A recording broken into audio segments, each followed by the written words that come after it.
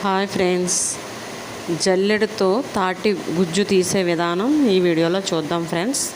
మేము ఒక తాటిపండుని తీసుకున్నాము. అది చాలా పెద్ద సైజు తాటిపండే.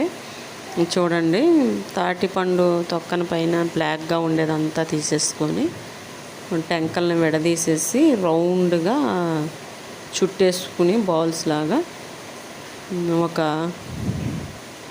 బాల్స్ మాదిరిగా చుట్టేసుకుని ఏమన్నా పీచ్ లాగా బ్లాక్ పీచ్ లాగా ఉంటాయి, నల్లగా పీచ్లా ఉంటాయి. అలాంటివి తీసేసుకొని పక్కన పెట్టుకుని రౌండ్గా బాల్స్ లాగా షేప్ చేసుకోవడమే. ఇప్పుడు ఒక బియ్యం జల్లించుకుంటాం కదా, నూకల జల్లెడు అంటారు మా దగ్గర.